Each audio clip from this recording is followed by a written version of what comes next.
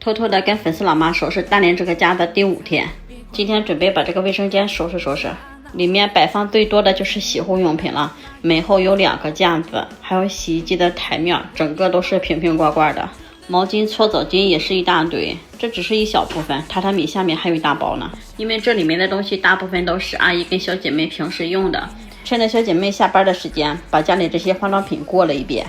有没用完就过期的，还有没开封就过期的，应该还有一些不喜欢不用的吧，反正是大大小小的挑出来了2筐。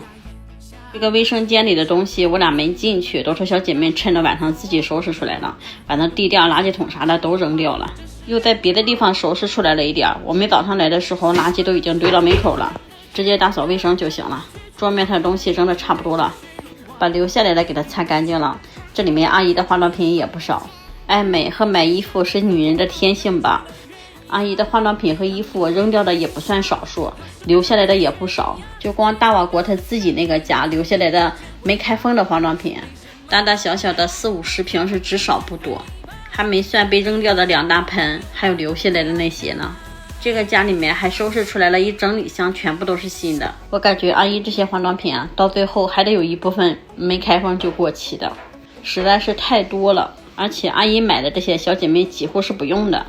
都得靠她自己一个人消化。这要是没有保质期这一说的话，用个10年8年的我感觉都没有问题，多多少少的感觉囤的还是有点多。叔叔自己也说，收拾1个月从这个家里面扔出去的东西换成钱的话，差不多也有几十个，在大瓦国都能买一个180平的房子，看着从家里面扔出去那么多东西也有点上火。现在收拾完了以后，他也劝阿姨以后少买那些乱七八糟没有用的东西，有钱的话就去买一点带色的。小姐妹她们家这个洗衣机买完以后还从来没有用过筒子机，我打开这个胶圈都老忘了，所以我就带了3袋这个清洗洗衣机的。第一次用的时候，桶里边倒2袋，胶圈里倒1袋，然后扔一条白毛巾扭到筒子节就可以了。正常一般都是1个小时或者是1个小时零10分钟，它是用90度的水给这个洗衣机来回逛1个小时。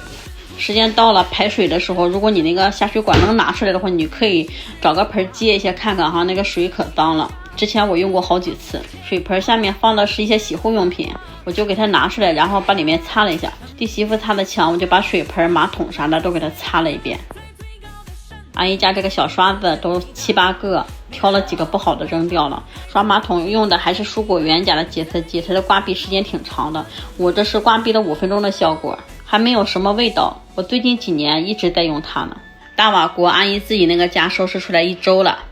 阿姨呢也在那住了1周，她说给她累毁了，一天到晚除了做饭的时间就在收拾卫生了，都没时间出门。看见地下有个头发了都捡起来，看见桌面上落灰了就赶紧擦一擦。这如果是换成以前的话，阿姨都是不着家的人，她在他们的小区里面也算是一个有名的人物。只要是阿姨一回家，不是被她同学喊走，就是被马友喊走，动不动还出去旅个游泡个温泉的，反正小日子过的是红红火火风风光光的。小姐妹她们家这个浴室门上面，正好我今天测试一下这个浴室清洁剂到底好不好用。我是给它喷完以后用那个海绵擦直接擦了一遍，擦完以后就是个别的地方有一点水印，其他的都没有了，我感觉效果还行。这个是我之前没擦的时候，一看就是雾蒙蒙的，老明显了。像这个花洒、水龙头、瓷砖墙都可以喷。一说阿姨泡温泉，我就想起她那些毛巾、香皂和那个牙刷啥的，好多人都说阿姨是偷回来的。能这么说的，我感觉应该都是南方的，好像对东北的澡堂子和温泉是一点都不了解。其实这些东西都是阿姨去泡温泉的时候带回来的。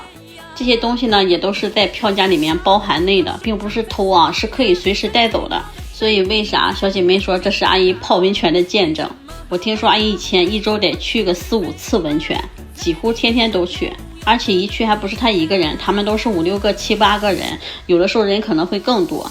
之所以能那么多，还有一种可能就是她的朋友们都不要，都被阿姨拿回来了。但是偷是绝对不可能的，根本就不用偷，可以光明正大的带回来。本来都是已经付了钱的，属于是自己个人物品了。阿姨泡温泉这个事持续了好多年了，可不是1年2年的。听说在他们那里面都属于是VIP 了。出去泡温泉的时候，别人都是坐大客走，阿姨都得专门有车来接。就包括来给小姐妹看孩子以后也没耽误，孩子2、3岁以后直接带着孩子一起去。就她这个外甥女见了老多大场面了，也见了老多人了。听小姐妹说，阿姨是一个大大咧咧的人，出去玩的时候都带她家姑娘给她看东西，往家走的时候都带她外甥帮她想的东西带没带全。反正我觉得阿姨她是一个挺幸福的人。小姐妹也说了，阿姨就她一个姑娘没有压力，如果她是个男孩的话，可能阿姨就没有这么潇洒了。想一想，说的也不是没有道理。前几天就把每个屋子里的东西清出去了，卫生是一点都没收拾。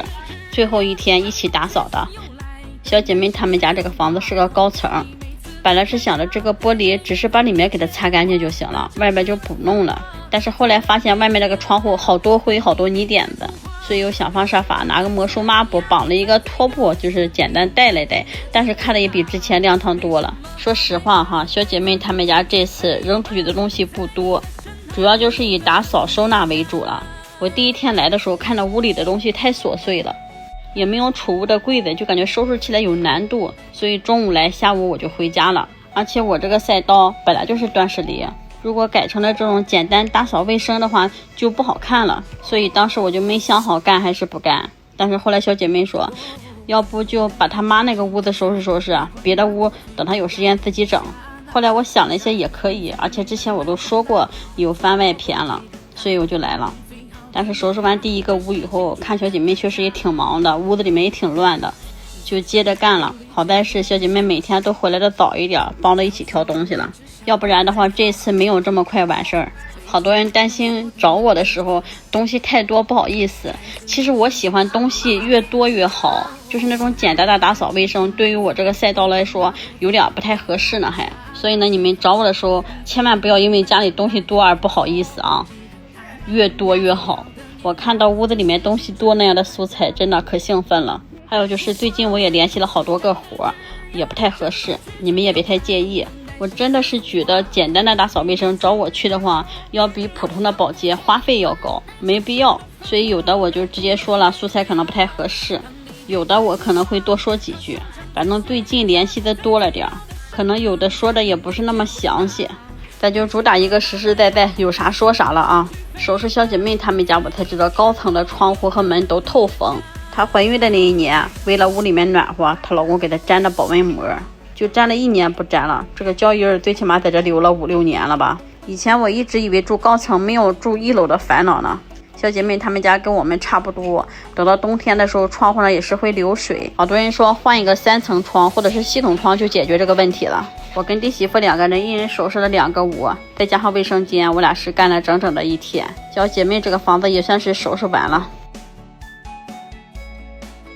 这个卫生间虽然留下来的东西挺多，但是都是一些必需品，也扔不出去了，只能这样。墙上挂的那些滴噜嘟噜的都给它撤了，收拾收拾看着也挺立正的。原来表面的东西太多了，看着它就格外乱。明天还有点小尾巴，收拾完了以后出一个前后对比一镜到底，就一块出了。